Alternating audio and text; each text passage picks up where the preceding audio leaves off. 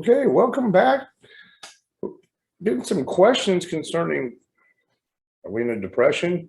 Are we in a recession? What's going to happen to us?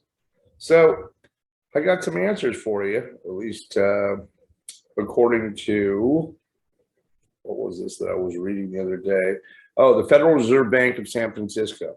And obviously we know a recession is when you have two straight quarters where the you have declines in the GDP, gross domestic product.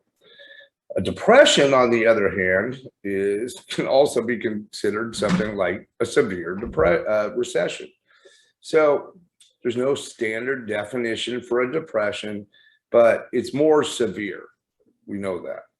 So there are other ways that we can look at, like what happened in 1929 to 1933, where a severe downturn in the gross domestic product fell to a negative 30%. That means that, and also 1 out of 4 people lost their jobs, and even the people that were working were only working part-time. So we can look at some of the elements of that in other parts in the history. So there really is not a clear definition between a depression and a recession. Although we do see in 2007, I actually lived through the 70s. Let's start with that. 1974, 1975. Also, a depression is when things stand still. So we have severe unemployment and we have disruptions all over the place as far as manufacturing, or what we're seeing possibly today. So we have problems in supply chains. We have a war that's going on halfway across the world, but we're funding it.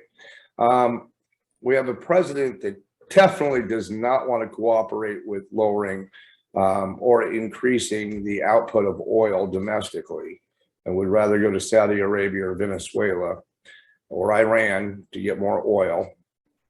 I have other thoughts about that. Number one on that one is, I'm a science teacher. We're on a spinning globe, okay? It spins. Whatever carbon they're emitting is coming to us in what, 12 hours, 14, 20 hours, and they're just getting all the money for it. Now, our manufacturing is so much better that we're reducing the CO2 emissions a lot more than they are. And it would be very realistic. I do think, we should preserve the environment, but let's try to be realistic and, bring this about in 10 to 20 years, bring it along a little bit slower instead of forcing things down people's throats and, making it affordable. Because right now, the people at the bottom are hurting the most. I can feel it. I know my students and their parents, my hearts go out to them because I know they're definitely hurting during this. Whether you want to call it a recession or a depression, it's coming. And it's coming this year.